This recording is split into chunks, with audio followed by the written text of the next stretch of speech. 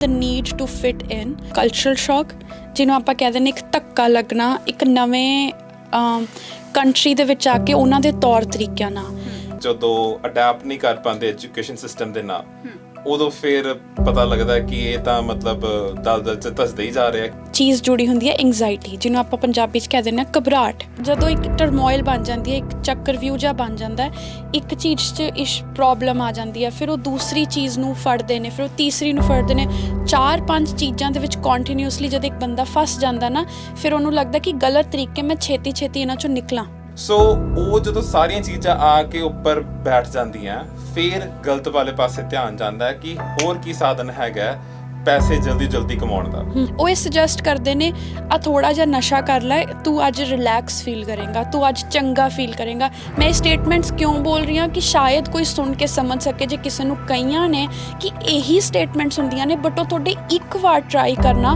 ਤੁਹਾਡੀ ਲਾਈਫ ਖਰਾਬ ਕਰਨਾ ਬਹੁਤ ਸਾਰੇ ਆਸ-ਪਾਸ ਰਿਸ਼ਤੇਦਾਰ ਹੀ ਹੁੰਦੇ ਨੇ ਜਿਹੜੇ ਕੁੜੀਆਂ ਨੂੰ ਸੈਕਸ਼ੂਅਲੀ ਐਕਸਪਲੋਇਟ ਕਰਦੇ ਨੇ ਸੈਕਸ਼ੂਅਲ ਬੈਨੀਫਿਟਸ ਲਈ ਇਨ ਰਿਟਰਨ ਆਫ ਸਭ ਤੋਂ ਪਹਿਲੀ ਗੱਲ ਤਾਂ ਆ ਪਿਛਲੇ ਸਾਲ ਦੇ ਆંકੜੇ ਦੇਖਦੇ ਹੋਏ ਨਵੰਬਰ ਦੇ ਮਹੀਨੇ 'ਚ 10 ਮੌਤਾਂ ਉਹ ਵੀ ਪੰਜਾਬੀ ਇੰਟਰਨੈਸ਼ਨਲ ਸਟੂਡੈਂਟਸ ਦੀਆਂ ਔਰ ਇਹ ਮੌਤਾਂ ਔਰ ਇਹ ਕੇਸ ਵੱਧ ਹੀ ਰਹੇ ਨੇ ਬੇਸਿਕਲੀ ਮੈਨੂੰ ਕਿਉਂਕਿ ਤੁਸੀਂ ਸਟੂਡੈਂਟ ਰਹੇ ਹੋ ਸਟੂਡੈਂਟਸ ਨਾਲ ਗੱਲਬਾਤ ਹੁੰਦੀ ਹੈ ਡੀਲ ਕਰਦੇ ਹੋ ਤੁਹਾਡਾ ਸਰਕਲ ਇਹ ਜਿਹਾ ਆ ਕਾਰਨ ਕੀ ਹੈ ਕੋਈ ਕਾਰਨ ਹੈਗਾ ਜਿਹਦੇ ਤੇ ਆਪਾਂ ਜ਼ੀਰੋ ਇਨ ਕਰ ਸਕਦੇ ਹਾਂ ਨਵਰੀਨ ਜਿਹੜਾ ਇੱਕ ਪਹਿਲਾ ਕਾਰਨ ਸਭ ਤੋਂ ਵੱਡਾ ਮੈਨੂੰ ਲੱਗਦਾ ਕਿ ਡਾਇਨਾਮਿਕ ਚੇਂਜ ਹੋ ਜਾਂਦਾ ਜਿਹਨੂੰ ਆਪਾਂ ਕਹਿੰਦੇ ਆ ਆਪਣਾ ਆਸ-ਪਾਸ ਦਾ এনवायरमेंट ਜਿਹੜਾ ਇੱਕਦਮ ਚੇਂਜ ਹੋ ਜਾਂਦਾ ਤੇ ਜਿੱਦਾਂ ਹੀ ਉਹ ਚੇਂਜ ਹੁੰਦਾ ਤੇ ਮਨ ਦੇ ਵਿੱਚ ਕਾਫੀ ਖਿਆਲ ਵਿਚਾਰ ਡਰ ਖੁਸ਼ੀ ਇੱਕੋ ਹਿਸਾਬ ਨਾਲ ਬਹੁਤ ਸਾਰੇ ਇਮੋਸ਼ਨਸ ਆਪਣੇ ਅੰਦਰ ਆਉਂਦੇ ਨੇ ਹਨਾ ਤੇ ਜਿਹਦੇ ਨਾਲ ਇੱਕ ਚੀਜ਼ ਜੁੜੀ ਹੁੰਦੀ ਹੈ ਐਂਗਜ਼ਾਇਟੀ ਜਿਹਨੂੰ ਆਪਾਂ ਪੰਜਾਬੀ 'ਚ ਕਹਿ ਦਿੰਦੇ ਹਾਂ ਘਬਰਾਹਟ ਉਹ ਚੀਜ਼ ਜਿਹੜੀ ਘਬਰਾਹਟ ਹੈ ਉਹ ਕਈਆਂ 'ਚ ਵੱਧ ਇੰਨੀ ਜਾਂਦੀ ਹੈ ਕਿ ਉਹਨਾਂ ਨੂੰ ਮੈਨੇਜ ਨਹੀਂ ਕਰਨੀ ਆਉਂਦੀ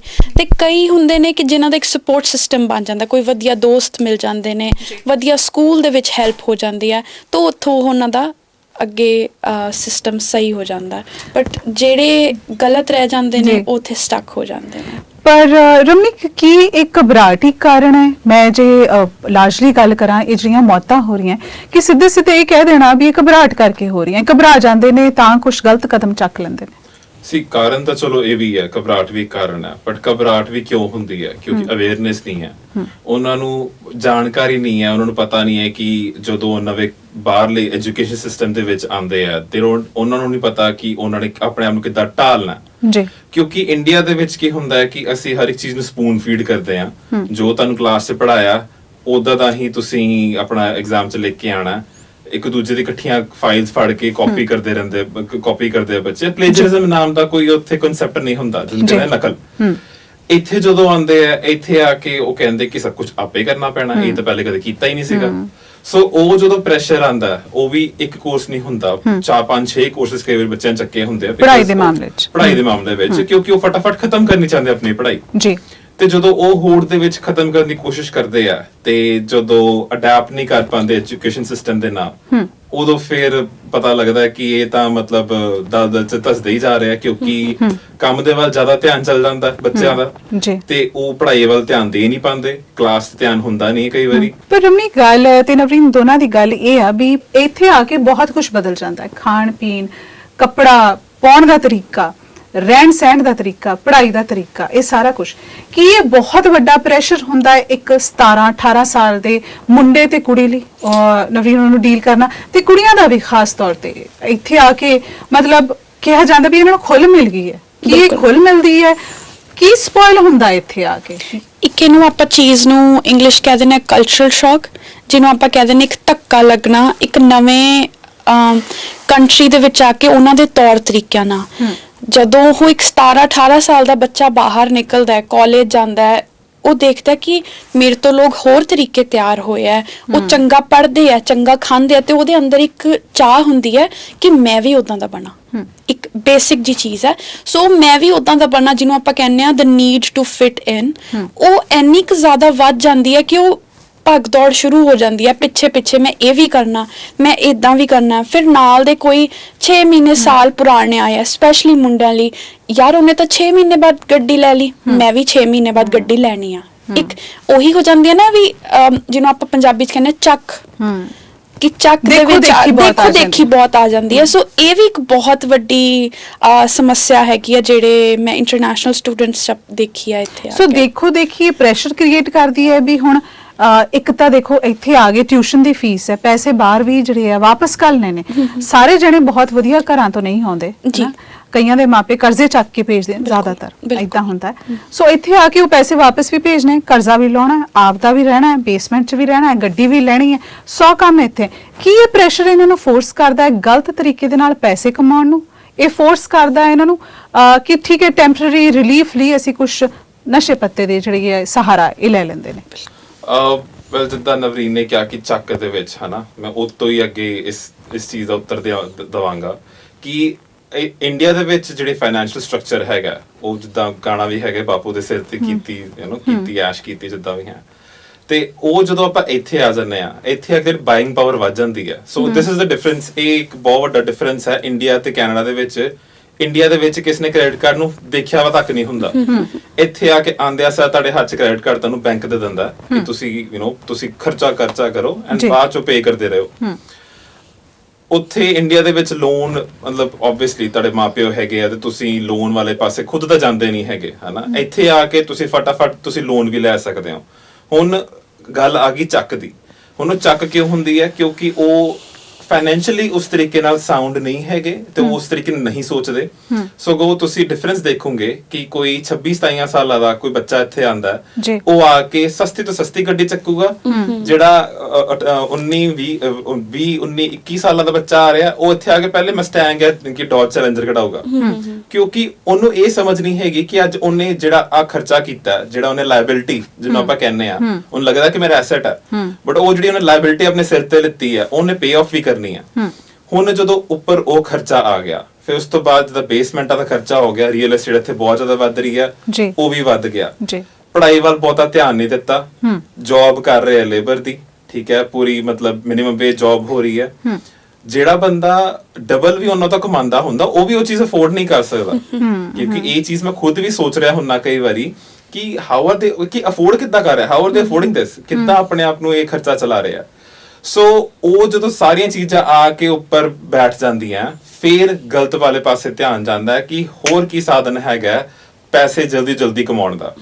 ਉਹ ਫਿਰ ਗਲਤ ਪਾਸੇ ਧਿਆਨ ਜਾਂਦੇ ਆ। ਸੋ ਇੱਥੇ ਮੈਂ ਇਸ ਕਰਕੇ ਤੁਹਾਨੂੰ ਰੋਕ ਰਹੀ ਹਾਂ ਕਿ ਤੁਹਾਨੂੰ ਲੱਗਦਾ ਇੱਥੇ ਹੀ ਅਵੇਅਰਨੈਸ ਚਾਹੀਦੀ ਹੈ right at this point. Exactly. ਇਹ ਜਿਹੜਾ ਸਾਰਾ ਮਾਹੌਲ ਇਸ ਟਾਈਮ ਜਦੋਂ ਇੰਡੀਪੈਂਡੈਂਟ ਹੁੰਦੇ ਆ, 17 ਸਾਲ ਦਾ ਜਦੋਂ ਇਸ ਟਾਈਮ ਫਾਈਨੈਂਸ਼ੀਅਲੀ ਇੰਡੀਪੈਂਡੈਂਟ ਹੋਏਗਾ, ਉਹਦੇ ਹੱਥ 'ਚ ਡਾਲਰ ਆਉਣਗੇ, ਮੈਨੂੰ ਲੱਗਦਾ ਉਹਨੂੰ ਖਰਚਣ ਦਾ ਨਹੀਂ ਪਤਾ ਲੱਗਦਾ ਨਵਰੀਨ। ਤੇ ਉਸ ਵੇਲੇ ਆਈ ਥਿੰਕ ਰਮਨੀ ਕਿ ਇਹ ਸੋਚਦੇ ਨੇ ਵੀ ਕਿ ਗਲਤ ਪਾਸੇ ਜਿਹੜਾ ਲਾਉਂਦੇ ਨੇ। ਸੋ ਕੀ ਇਹ ਸਾਰਾ ਜਿਹੜਾ ਤਾਣਾ ਬਾਣਾ ਹੈ ਇਹਨਾਂ ਨੂੰ ਉਧਰਲੇ ਪਾਸੇ ਇਸ ਵੇਲੇ ਕੈਨੇਡਾ 'ਚ, ਸਰੀ 'ਚ, ਬਰੈਂਪਟਨ 'ਚ, ਓਨਟਾਰੀਓ 'ਚ ਇਹਨਾਂ ਨੂੰ ਉਸ ਪਾਸੇ ਪੁਸ਼ ਕਰ ਰਿਹਾ ਹੈ? ਜੀ ਬਿਲਕੁਲ। ਇਹ ਜਦੋਂ ਇੱਕ ਟਰਮੋਇਲ ਬਣ ਜਾਂਦੀ ਹੈ, ਇੱਕ ਚੱਕਰਵਿਊ ਜਿਹਾ ਬਣ ਜਾਂਦਾ ਹੈ, ਇੱਕ ਚੀਜ਼ 'ਚ ਇਸ ਪ੍ਰੋਬਲਮ ਆ ਜਾਂਦੀ ਹੈ, ਫਿਰ ਉਹ ਦੂਸਰੀ ਚੀਜ਼ ਨੂੰ ਫੜਦੇ ਨੇ, ਫਿਰ ਉਹ ਤੀਸਰੀ ਨੂੰ ਫੜਦੇ ਨੇ, 4-5 ਚੀਜ਼ਾਂ ਦੇ ਵਿੱਚ ਕੰਟੀਨਿਊਸਲੀ ਜਦੋਂ ਇੱਕ ਬੰਦਾ ਫਸ ਜਾਂਦਾ ਨਾ, ਫਿਰ ਉਹਨੂੰ ਲੱਗਦਾ ਕਿ ਗਲਤ ਤਰੀਕੇ ਮੈਂ ਛੇਤੀ ਇਹਨਾਂ ਚੋਂ ਨਿਕਲਾਂ।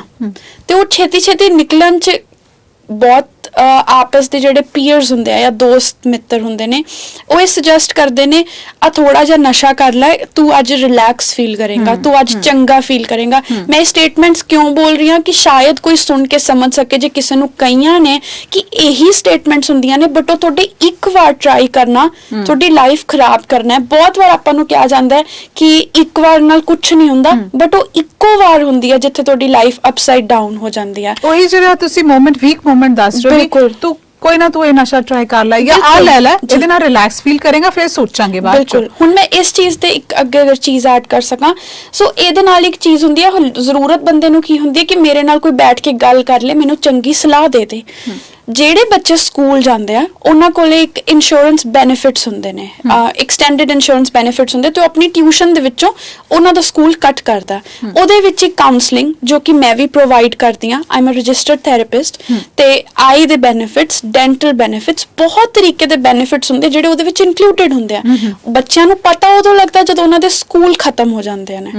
ਸੋ ਉਸ ਚੀਜ਼ ਨੂੰ ਯੂਜ਼ ਕਰੋ। ਬੈਠ ਕੇ ਕੋਈ ਤੁਹਾਨੂੰ ਸੁਣਨ ਲਈ ਚਾਹੀਦਾ ਤੇ ਇੱਕ ਥੈਰੇਪਿਸਟ ਕੋਲ ਜਾਓ। ਤੁਹਾਨੂੰ ਕਿਸੇ ਤਰੀਕੇ ਦਾ ਮੈਡੀਕਲ ਇਸ਼ੂ ਹੈ ਤੇ ਡਾਕਟਰ ਕੋਲ ਜਾਓ। ਇੱਥੇ ਡਰਨ ਦੀ ਜ਼ਰੂਰਤ ਨਹੀਂ ਹੈ ਉਸ ਚੀਜ਼ ਲਈ ਤੇ ਨਾ ਹੀ ਇਹ ਸਭ ਚ ਪੈਣ ਦੀ ਜ਼ਰੂਰਤ ਹੈ, ਨਸ਼ਾ ਬਿਲਕੁਲ ਜਿਹਨੂੰ ਆਪਾਂ ਜੀ ਕਹਿੰਦੇ ਨਹੀਂ। ਤੇ before I move on to Ravneet, Naveen ਬਸ ਮੈਨੂੰ ਇਹ ਜ਼ਰੂਰ ਦੱਸਿਓ ਵੀ ਕੁੜੀਆਂ ਦਾ ਇੱਥੇ ਜਿਹੜਾ ਹਾਲ ਹੁੰਦਾ, ਇਹ ਪ੍ਰੈਸ਼ਰ ਜਿਹੜਾ ਨਾ ਕੁੜੀਆਂ ਤੇ, ਰਵਨੀਕ ਤੁਸੀਂ ਸਮਝੋਗੇ ਇਹ ਜ਼ਿਆਦਾ ਹੁੰਦਾ ਆ ਕਿਉਂਕਿ ਜਾਂ ਤਾਂ ਜਿਹੜੀਆਂ ਕੁੜੀਆਂ ਵਿਆਹ ਕੇ ਇੱਥੇ ਆ ਜਾਂਦੀਆਂ ਬੜੀ ਨਿਆਣੀ ਉਮਰ 'ਚ, ਇੱਕ ਪ੍ਰੈਸ਼ਰ ਇਹ ਵੀ ਤੁਸੀਂ ਆਪਣਾ ਸਪਾਊਸ ਇੱਥੇ ਸੱਦਣਾ, ਜੀ। ਜਿਹੜੀਆਂ ਨਹੀਂ ਆਉਂਦੀਆਂ ਉਹਨਾਂ ਤੇ ਵੀ ਇੱਕ ਪ੍ਰੈਸ਼ਰ ਹੁੰਦਾ ਹੈ। ਤੇ ਹੁਣ ਅਸੀਂ ਬਹੁਤ ਖਬਰਾਂ 'ਚ ਸੁਣ ਰਹੇ ਉਹ ਵੀ ਗਲਤ ਪਾਸੇ ਜਿਹੜੀਆਂ ਉਹ ਚਲੀ ਜਾਂਦੀਆਂ। ਅਸੀਂ ਸਿਰਫ ਬੰਦਿਆਂ ਦੀ ਗੱਲ ਨਹੀਂ ਕਰ ਰਹੇ, ਹਾਲਾਂਕਿ ਜਿੰਨੀਆਂ ਡੈਥਸ ਹੋਈ ਮੋਰ ਵਰ ਬॉयਜ਼, ਯੈਸ, ਬਟ ਫਿਰ ਵੀ ਕੁੜੀਆਂ ਵੀ ਇਹਦਾ ਬਹੁਤ ਸ਼ਿਕਾਰ ਹੋ ਰਹੀਆਂ ਕੈਨੇਡਾ 'ਚ। ਪੰਜਾਬ ਤੋਂ ਆਈਆਂ ਕੁੜੀਆਂ ਦੀ ਬੇਸਿਕ ਜੀ ਚੀਜ਼ ਹੈ ਕਿ ਬਹੁਤ ਸਾਰੇ ਤਰੀਕੇ ਅਲੱਗ ਨੇ ਮੁੰਡਿਆਂ ਤੋਂ। ਜਿੱਦਾਂ ਮੁੰਡੇ ਕਾਫੀ ਹੱਦ ਤੱਕ ਡਰੱਗਸ ਦੇ ਵਿੱਚ ਫਸ ਜਾਂਦੇ ਨੇ, ਕੁੜੀਆਂ ਗਲਤ ਜਿਹਨੂੰ ਆਪਾਂ ਕਹਿੰਦੇ ਸੰਗਤ ਦੇ ਵਿੱਚ ਆ ਜਾਂਦੀਆਂ ਨੇ। ਬਹੁਤ ਸਾਰੇ EMPLOYERS ਹੁੰਦੇ ਨੇ, ਬਹੁਤ ਸਾਰੇ ਆਸ-ਪਾਸ ਰਿਸ਼ਤੇਦਾਰੀ ਹੁੰਦੇ ਨੇ ਜਿਹੜੇ ਕੁੜੀਆਂ ਨੂੰ ਸੈਕਸ਼ੂਅਲੀ ਐਕਸਪਲੋਇਟ ਕਰਦੇ ਨੇ ਸੈਕਸ਼ੂਅਲ ਬੈਨੀਫਿਟਸ ਲਈ in return of money, which ਵੀ ਬੇਸਿਕਲੀ ਆਪਾਂ ਉਹਨੂੰ ਪ੍ਰੋਸਟੀਟਿਊਸ਼ਨ ਕਹਿੰਦੇ ਆ, ਹੈ ਨਾ। ਤੇ ਇੱਕ ਅਗਰ ਆਪਾਂ ਚੀਜ਼ ਦੇਖੀਏ, ਆਪਣੇ ਹਰ ਸਟੱਡੀ ਪਰਮਿਟ ਤੇ ਵਰਕ ਪਰਮਿਟ 'ਚ ਲਿਖਿਆ ਹੁੰਦਾ ਹੈ do not indulge in any kind of sex trade and prostitution। ਇਸ ਚੀਜ਼ ਨੂੰ ਮੱਦੇਨਜ਼ਰ ਰੱਖਦੇ ਹੋਏ ਇਹ ਧਿਆਨ ਰੱਖਣਾ ਚਾਹੀਦਾ ਹੈ ਕਿ ਅਗਰ ਆਪਾਂ ਪੈਸਿਆਂ ਦੀ ਰਿਟਰਨ ਦੇ ਵਿੱਚ ਕੋਈ ਕੁੜੀ ਉਹ ਚੀਜ਼ ਕਰ ਰਹੀ ਹੈ, ਐਂਡ ਦੈਨ ਬਹੁਤ ਸਾਰੀ ਕੁੜੀਆਂ, ਜੈਸਮਿਨ ਅਗਰ ਤੁਸੀਂ ਬਿਲੀਵ ਕਰੋਗੇ ਤਾਂ ਮੈਂ ਜਿਨ੍ਹਾਂ ਨੂੰ ਕਾਉਂਸਲ ਕੀਤਾ, ਜਿਹੜੀਆਂ ਮੈਨੂੰ ਆਮ ਤੌਰ ਤੇ ਸ਼ਾਇਦ ਮੈਂ ਕਹੂੰਗੀ ਹਫਤੇ ਦੇ 1 ਤੋਂ 2 ਕੇਸ ਜਿਹੜੀ ਕੁੜੀਆਂ ਇੱਥੇ ਪ੍ਰੈਗਨੈਂਟ ਹੋ ਜਾਂਦੀਆਂ ਨੇ, ਜੋ ਕਿ ਆਪਣੇ ਹਸਬੈਂਡਸ ਤੋਂ ਨਹੀਂ ਪ੍ਰੈਗਨੈਂਟ ਹੋਈਆਂ, ਪਿੱਛੇ ਵਿਆਹੀਆਂ ਵੀ ਹੋਈਆਂ ਨੇ, ਇੱਥੇ ਗਲਤ ਸੰਗਤ ਦੇ ਵਿੱਚ ਪੈ ਕੇ ਉਹ ਇਦਾਂ ਦੀ ਪ੍ਰੋਬਲਮ 'ਚ ਫਸ ਜਾਂਦੀਆਂ, ਫਿਰ ਉਹ ਡਰ ਜਾਂਦੀਆਂ ਨੇ, ਦੱਸ ਵੀ ਨਹੀਂ ਸਕਦੀਆਂ, ਨਹੀਂ ਦੱਸ ਸਕਦੀਆਂ, ਫਿਰ ਉਹ ਹੋਰ ਕੋਈ ਗਲਤ ਤਰੀਕਾ ਅਪਣਾਉਂਦੀਆਂ ਨੇ। ਬਟ ਉਸੇ ਚੀਜ਼ ਲਈ ਹੁਣ ਇੱਥੇ ਬਹੁਤ ਸਾਰੇ ਪ੍ਰੈਗਨੈਂਸੀ ਕਲੀਨਿਕਸ ਹੈ ਜਿਨ੍ਹਾਂ ਦੇ ਵਿੱਚ ਤੁਸੀਂ ਜਾ ਸਕਦੇ ਹੋ। ਸਰੀ ਵੂਮਨ ਹੈਲਥ ਕਲੀਨਿਕ ਹੈ, that is basically a pregnancy clinic. ਤੁਸੀਂ ਜਾ ਕੇ ਆਪਣੇ ਲਈ ਹੈਲਪ ਸੀਕ ਕਰ ਸਕਦੇ ਹੋ। ਤੁਹਾਨੂੰ ਕੋਈ ਡਾਕਟਰਸ ਅਪਾਇੰਟਮੈਂਟ ਨਹੀਂ ਚਾਹੀਦੀ, ਤੁਹਾਨੂੰ ਕੁਝ ਨਹੀਂ ਚਾਹੀਦਾ, you walk in there and ਦੇ ਹੈਲਪ ਯੂ। ਸੋ ਉਸ ਚੀਜ਼ ਤੋਂ ਡਰਨ ਦੀ ਜ਼ਰੂਰਤ ਨਹੀਂ ਹੈ। ਮਤਲਬ ਉਹ ਦੇਖੋ ਤੁਸੀਂ ਚੱਕਰ ਵੀ ਉਹ ਕਿੱਦਾਂ ਦਾ ਬਣਦਾ ਆ ਵੀ ਛੇਤੀ ਇੱਥੇ ਆ ਕੇ ਇੱਕ ਨਿਆਣ ਮਾਂ ਤੇ ਇੱਕ ਕੋਈ ਕਾਉਂਸਲ ਕਰਨ ਨਹੀਂ, ਕੋਈ ਦੋਸਤ ਮਿੱਤਰ ਦੱਸਣ ਨੂੰ ਨਹੀਂ, ਕੋਈ ਤੁਹਾਡੇ ਮੈਨੂੰ ਲੱਗਦਾ ਬਜ਼ੁਰਗ ਨਹੀਂ ਇੱਥੇ ਬੈਠੇ ਜਿਹੜੇ ਤੇ ਇਹਨਾਂ ਨੂੰ ਸਟੂਡੈਂਟਸ ਨੂੰ ਦੱਸਣਗੇ। ਕਿੰਨਾ ਵੱਡਾ ਇਹ ਇੱਕ ਸਕੈਂਡਲਸ ਅਫੇਅਰ ਜਿਹੜਾ ਸ਼ੁਰੂ ਕਰ ਦਿੱਤਾ, ਜਿਹੜੇ ਤੁਸੀਂ ਕਹਿ ਰਹੇ ਹੋ ਪ੍ਰੋਸਟੀਟਿਊਸ਼ਨ ਜਿਹਦੀ ਆਪਾਂ ਕਰਦੇ ਆ ਗੱਲ, ਕੁੜੀਆਂ ਉਹਦੇ 'ਚ ਪਈਆਂ ਹੋਈਆਂ, ਕਮਿਊਨਿਟੀ 'ਚ ਇਹ ਗੱਲ ਉੱਠ ਕੇ ਵੀ ਨਹੀਂ ਆਉਂਦੀ। ਪਰ ਮੁੰਡਿਆਂ ਦੀ ਗੱਲ ਕਰੀਏ ਰਮਨੀਕ, ਉੱਥੇ ਨਸ਼ੇ ਨੇ, ਉਹਦੇ ਉਹ ਜਿਹੜੀ ਸਸਤੀ ਚੀਜ਼ ਹੈ ਬਾਹਰ ਨਿਕਲਣ ਦੀ, ਉਹ ਨਸ਼ਾ ਹੈ। ਪਰ ਮੈਨੂੰ ਇੱਕ ਗੱਲ ਇਹ ਸਮਝਣਾ ਮੈਂ ਚਾਹੁੰਦੀ ਆ ਵੀ ਜਿਹੜੇ ਇੰਨੇ ਕੁ ਪੈਸੇ ਕਮਾਉਂਦੇ ਨੇ, $3000 ਵੀ ਅਗਲਾ ਕਮਾ ਰਿਹਾ, ਉਹਦੇ ਚੋਂ ਨਸ਼ੇ ਦੇ ਪੈਸੇ ਉਹ ਜੁਗਾੜ ਉਹ ਕਰ ਲੈਂਦਾ। ਦੇਖੋ ਜਿੰਨੇ ਜੁਗਾੜ ਕਰਨਾ ਹੁੰਦਾ ਤਾਂ ਕਰ ਹੀ ਲੈਂਦਾ, ਕਿਉਂਕਿ ਉਹ ਕੰਮ ਸਿਰਫ 40 ਘੰਟੇ ਹਫਤੇ ਦੇ ਨਹੀਂ ਕਰ ਰਹੇ, ਉਹ 60 70 ਘੰਟੇ ਦੇ ਕਰ ਰਹੇ ਆ, ਘੰਟੇ ਇੱਕ ਹਫਤੇ ਦੇ ਕਰ ਰਹੇ ਆ। ਐਂਡ ਜੇ ਤੁਸੀਂ ਉਹਨਾਂ ਦੇ ਫ੍ਰਿਜ ਖੋਲ ਕੇ ਦੇਖੋਗੇ ਤੇ ਖਾਣ ਨੂੰ ਆਲਰੇਡੀ ਕਿੱਲਤ ਹੈਗੀ, ਕਿਉਂਕਿ ਉਹਨਾਂ ਨੇ ਪੇਮੈਂਟਾਂ ਨਹੀਂ ਉਹਨਾਂ ਦੀ ਪੂਰੀਆਂ ਹੁੰਦੀਆਂ। ਬਹੁਤ ਸਾਰੇ ਹੁੰਦੇ ਜਿਨ੍ਹਾਂ ਦੀ ਗੱਡੀਆਂ ਵੀ ਇੰਪਾਊਂਡ ਹੋ ਜਾਂਦੀਆਂ, ਗੱਡੀ, ਆਈਫੋਨ, ਕਿੰਨਾ ਕੁਝ ਤਾਂ ਹੈਗਾ। ਐਗਜ਼ੈਕਟਲੀ। ਸੋ ਗੱਲ ਇੱਕ ਆ ਵੀ ਸਮਝਣ ਦੀ, ਜਿੱਦਾਂ ਹੁਣ ਨਵਰੀਨ ਦਾ ਇੱਕ ਪੁਆਇੰਟ ਸੀਗਾ, ਉਹ 'ਚ ਮੈਂ ਥੋੜਾ ਜਿਹਾ ਐਡ ਇਨ ਕਰਾਂਗਾ ਕਿ ਇੱਕ ਵਿਆਹ ਦਾ ਵਪਾਰ ਵੀ ਜਿਹੜਾ ਹੈਗਾ, ਉੱਤੇ ਵੀ ਬਹੁਤ ਵਾਰੀ ਡਿਸਕਸ਼ਨਸ ਇੱਥੇ ਚੱਲ ਚੁੱਕੀਆਂ ਸ਼ਹਿਰ ਦੇ ਵਿੱਚ, ਕਿ ਵਿਆਹ ਦਾ ਵਪਾਰ ਕਰਕੇ ਹੁਣ ਤੁਸੀਂ ਆਪੇ ਅੱਗੇ ਨੂੰ ਖੁਦ ਸਮਝ ਸਕਦੇ ਹੋ ਕਿ ਕੀ ਮੈਂ ਕੀ ਦੱਸਣਾ ਚਾਹੁੰਦਾ।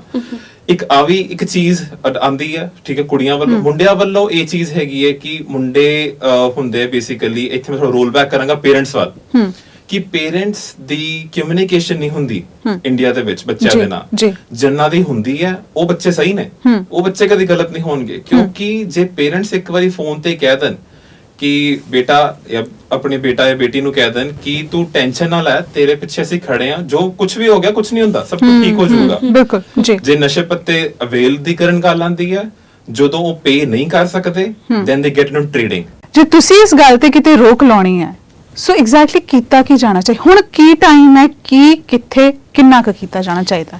ਬਿਲਕੁਲ। ਇੱਕ ਮੈਂ ਮੁੰਡਿਆਂ ਤੇ ਕੁੜੀਆਂ ਲਈ ਅਲੱਗ ਬੋਲੂੰਗੀ। ਫਰਸਟ ਮੁੰਡਿਆਂ ਲਈ, ਜਿਹੜੇ ਮੁੰਡਿਆਂ ਦੇ ਪੇਰੈਂਟਸ ਨੇ, ਇੱਕ ਬਹੁਤ ਵੱਡੀ ਚੀਜ਼ ਹੁੰਦੀ ਹੈ, ਜਿਵੇਂ ਰਮਨੀਕ ਨੇ ਕਹੀ ਕਿ ਤੁਹਾਡੇ ਮਦਰ ਫਾਦਰ ਨੇ ਉਹ ਇੱਕ ਤਰ੍ਹਾਂ ਤੁਹਾਡੇ ਬੈਸਟ ਫਰੈਂਡਸ ਨੇ, ਹਨਾ। ਉਹਨਾਂ ਨਾਲ ਗੱਲ ਕਰੋ, ਉਹਨਾਂ ਤੋਂ ਡਰੋ ਨਾ ਕਿ ਘਰੇ ਨਹੀਂ ਦੱਸਣਾ, ਦੱਸੋ। ਬਹੁਤ ਹੀ ਜ਼ਿਆਦਾ ਤਾਦਾਦ 'ਚ ਮੈਂ ਇੱਥੇ ਬੱਚੇ ਦੇਖੇ, ਅਸੀਂ ਘਰੇ ਨਹੀਂ ਇਹ ਗੱਲ ਦੱਸਣੀ, ਗੱਲ ਇੰਨੀ ਕੁ ਹੁੰਦੀ ਹੈ ਪਰ ਅਸੀਂ ਘਰੇ ਨਹੀਂ ਦੱਸਣੀ, ਉਹਨਾਂ ਨੂੰ ਟੈਨਸ਼ਨ ਹੋ ਜਾਏ। ਬਿਲਕੁਲ, ਉਹਨਾਂ ਨੂੰ ਦੱਸੋ, ਉਹ ਤੁਹਾਡੇ ਮਦਰ ਫਾਦਰ ਨੇ, ਉਹਨਾਂ ਨੇ ਹੀ ਤੁਹਾਡੀ ਟੈਨਸ਼ਨ ਲੈਣੀ ਹੈ, ਬਾਕੀਆਂ ਨੇ ਇੱਥੇ ਮਜ਼ਾਕ ਹੀ ਬਣਾਉਣਾ, ਹੈ ਨਾ। ਬਿਲਕੁਲ ਸਹੀ ਗੱਲ। ਤੇ ਤੇ ਦੂਸਰੀ ਗੱਲ ਕੁੜੀਆਂ ਲਈ ਜਿੱਦਾਂ ਦੀ ਵੀ ਕੋਈ ਇਸ਼ੂ ਆਉਂਦਾ ਕਿਸੇ ਵੀ ਤਰੀਕੇ ਦਾ ਇਦਾਂ ਹੈ ਨਾ, ਤੁਹਾਨੂੰ ਲੱਗਦਾ ਕਿ ਤੁਸੀਂ ਫਸ ਗਏ ਹੋ, ਤੁਹਾਨੂੰ ਪ੍ਰੋਬਲਮ ਆ ਰਹੀ ਹੈ ਫਾਈਨੈਂਸ਼ੀਅਲੀ ਜਾਂ ਜਿੱਦਾਂ ਵੀ, ਉਸ ਲਈ ਵੀ ਆਪਣੇ ਪੇਰੈਂਟਸ ਨਾਲ ਗੱਲ ਕਰੋ। ਕੁੜੀਆਂ ਲਈ ਇੱਥੇ ਓਨੈਸਟਲੀ ਮੁੰਡਿਆਂ ਨਾਲੋਂ ਜ਼ਿਆਦਾ ਰਿਸੋਰਸਸ ਨੇ ਜੇ ਤੁਸੀਂ ਦੇਖੋਗੇ ਸਪੋਰਟ ਕਰਨ ਲਈ। ਜਿੰਨੇ ਅਗਰ ਮੈਂ ਖਾਲਸਾ ਏਡ ਦੀ ਗੱਲ ਕਰਾਂ, ਦੇयर इज नो ਜੈਂਡਰ ਉਹ ਆਪਾਂ ਕਹਿ ਸਕਦੇ ਬਾਇਸ ਨਹੀਂ ਹੈਗੇ, ਬਟ ਸਟਿਲ ਕੁੜੀਆਂ ਨੂੰ ਹੈਲਪ ਕਰਨ ਲਈ ਇੱਥੇ ਬਹੁਤ ਰਿਸੋਰਸਸ ਨੇ ਮੁੰਡਿਆਂ ਨਾਲੋਂ ਜ਼ਿਆਦਾ, ਰਾਈਟ। ਤੇ ਇੱਕ ਪੇਰੈਂਟਸ ਨੂੰ ਮੇਰਾ ਇੱਕ ਰਿਕੁਐਸਟ ਸਮਝ ਲਓ ਜਾਂ ਇੱਕ ਸੰਦੇਸ਼ ਕਹਿ ਲਓ ਕਿ ਐਟਲੀਸਟ ਜਿੰਨੀ ਦੇਰ ਤੁਹਾਡਾ ਬੱਚਾ ਇੱਥੇ ਸਟੂਡੈਂਟ ਪਰਮਿਟ ਤੇ ਹੈ ਨਾ, ਜੇ ਉਹ ਪਿੱਛੇ ਆਪਣੇ ਕਰਜ਼ਾ ਉਤਾਰ ਰਿਹਾ ਨਾ, ਉਹਨੂੰ ਘਰ ਦੀ ਕਿਸੇ ਚੀਜ਼ ਲਈ ਪਲੀਜ਼ ਤੰਗ ਨਾ ਕਰੋ। ਕਿਉਂਕਿ ਮੈਂ ਪੇਰੈਂਟਸ ਵੀ ਬਹੁਤ ਦੇਖੇ ਨੇ ਕਿ ਬਹੁਤ ਹੀ ਅਜੀਬ ਗੱਲ ਲੱਗੇਗੀ ਜੈਸਮਿਨ ਕਿ ਅਸੀਂ ਪਰਦੇ ਲਵਾਣੇ ਆ ਤੇ 50,000 ਰੁਪਇਆ ਭੇਜਦੇ। ਉਹ ਕੁੜੀ ਜਿਹਦੀ ਮੈਂ ਗੱਲ ਕਰ ਰਹੀ ਹਾਂ, ਉਹ ਇੱਥੇ ਮੈਟਰਸ ਨਹੀਂ ਆਪਣਾ ਇੱਕ ਉਹਨੇ ਲਿਆ ਸੀ, ਉਹ ਫੋਮ ਦੇ ਮੈਟਰਸ ਤੇ ਮੇਰੇ ਸਾਹਮਣੇ 2 ਸਾਲ ਸੌਂਦੀ ਰਹੀ ਹੈ ਕਿ ਘਰੇ ਪੱਥਰ ਲਵਾਉਣਾ ਤੇ ਮੇਰੇ ਘਰਦਿਆਂ ਨੇ ਘਰੇ ਪਰਦੇ ਲਵਾਉਣੇ ਆ। ਸੋ ਇਦਾਂ ਦੀਆਂ ਚੀਜ਼ਾਂ ਜੇ ਕਿਸੇ ਇੱਕ ਘਰ 'ਚ ਵੀ ਹੋ ਰਹੀਆਂ ਨੇ, ਤੁਹਾਨੂੰ ਪਲੀਜ਼ ਕਰਨਾ ਬੰਦ ਕਰ ਦਿਓ। ਇੱਕ ਵਰਕ ਪਰਮਿਟ ਤੇ ਆ ਜਾਏਗਾ, ਠੀਕ ਹੈ, ਉਹ ਤੁਹਾਡੀ ਵੀ, ਤੁਸੀਂ ਕਈ ਲੋਕ ਬੱਚਿਆਂ ਨੂੰ ਇਨਵੈਸਟਮੈਂਟ ਸਮਝ ਕੇ ਇੱਥੇ ਭੇਜਦੇ ਨੇ, ਉਹ ਤੁਹਾਡੇ ਘਰ ਦਾ ਹਿਸਾਬ ਹੈ, ਬਟ ਪਲੀਜ਼ ਜਿਸ ਟਾਈਮ ਉਹ ਪੜ੍ਹ ਰਹੇ ਨੇ ਉਹਨਾਂ ਤੇ ਇਦਾਂ ਦੇ ਬੋਝ ਨਾ ਪਾਓ ਕਿ ਉਹ ਇੱਥੇ ਇੰਨੇ ਗਲਤ ਚੀਜ਼ ਦੇ ਵਿੱਚ ਚਲੇ ਜਾਣ। ਹੁਣ ਕਈ ਕੁੜੀਆਂ ਹੈ ਜੋ ਠੀਕ ਹੈ ਉਹ ਐਕਸਟਰਾ ਕੰਮ ਕਰ ਲੈਂਦੀਆਂ, ਬਟ ਕਈ ਵਾਰ ਤੁਸੀਂ ਉਹਨਾਂ ਨੂੰ ਖੁਦ ਗਲਤ ਚੀਜ਼ਾਂ ਦੇ ਵਿੱਚ ਧੱਕ ਦਿੰਦੇ ਹੋ, ਬਾਅਦ ਚ ਇਹ ਕਹਿ ਕੇ ਵੀ ਇਹ ਤਾਂ ਸਾਡੀ ਹੁਣ ਕੁੜੀ ਨਹੀਂ, ਹੁਣ ਇਹਨੇ ਇਦਾਂ ਦੀ ਚੀਜ਼ ਕਰ ਲਈ ਨਾ। ਬਿਲਕੁਲ ਇਹ ਜਿਹੜਾ ਪੁਆਇੰਟ ਤੁਸੀਂ ਦੱਸਿਆ, ਇਦਾਂ ਦਾ ਪ੍ਰੈਸ਼ਰ ਜਿਹੜਾ ਕ੍ਰੀਏਟ ਕੀਤਾ ਜਾਂਦਾ, ਉਹਦੇ ਨਾਲ ਹੀ ਇੰਨਾ ਇੰਬੈਲੈਂਸ ਹੁੰਦਾ ਹੈ, ਗਲਤ ਪਾਸੇ ਵੱਲ ਜਾਂਦੇ। ਰਮਨੀਕ ਨੇ ਕਿਹਾ ਤੇ ਨਵਰੀਨ ਨੇ ਕਿਹਾ ਸਾਨੂੰ ਇਹ ਜਿਹੜੇ ਕਦਮ ਇਹ ਚੱਕਣੇ ਚਾਹੀਦੇ। ਸਭ ਤੋਂ ਜ਼ਿਆਦਾ ਜ਼ਰੂਰੀ ਕਮਿਊਨਿਟੀ ਨੂੰ ਗੱਲ ਕਰਨੀ ਚਾਹੀਦੀ, ਕੋਈ ਵੀ ਚੀਜ਼ ਜਿਹੜੀ ਹੈ ਉਹਨੂੰ ਲੁਕਾਉਣਾ ਨਹੀਂ ਚਾਹੀਦਾ। ਜੇ ਨਸ਼ੇ ਦੀ ਵੀ ਗੱਲ ਹੈ, ਪ੍ਰੋਸਟੀਟਿਊਸ਼ਨ ਦੀ ਵੀ ਗੱਲ ਹੈ, ਜੇ ਇੱਕ ਵਾਰ ਗੱਲ ਕਰਾਂਗੇ ਕਮਿਊਨਿਟੀ ਦੇ ਅੰਦਰ, ਮੈਨੂੰ ਲੱਗਦਾ ਹੈ ਵੀ ਉਦੋਂ ਅਵੇਅਰਨੈਸ ਜਿਹੜੀ ਹੈ ਉਹ ਫੈਲਾਈ ਜਾ ਸਕਦੀ ਹੈ। ਕਿਉਂਕਿ ਪਾਸਟ ਕਹਿੰਦੇ ਆ ਨਾ ਵੀ ਜੇ ਸੁਪਨੇ ਮਰ ਜਾਣ ਤੇ ਮੌਤ ਹੁੰਦੀ ਹੈ, ਪਰ ਮੈਨੂੰ ਲੱਗਦਾ ਵੀ ਉਹ ਸੁਪਨੇ ਮਰਨ ਤੋਂ ਪਹਿਲੇ ਇੱਕ ਮੌਤ ਜਿਹੜੀ ਹੈ ਉਹ ਸਟੂਡੈਂਟਸ ਆਪਣੇ ਆਪ ਨੂੰ ਬਚਾ ਸਕਦੇ ਨੇ। ਤੁਹਾਡਾ ਦੋਨਾਂ ਦਾ ਬਹੁਤ ਬਹੁਤ ਸ਼ੁਕਰੀਆ ਜੀ ਇੱਥੇ ਆਉਣ ਲਈ, and thank you so much. Thank you so much ਸਾਨੂੰ ਬੁਲਾਉਣ ਲਈ। ਧੰਨਵਾਦ ਜੀ। ਧੰਨਵਾਦ।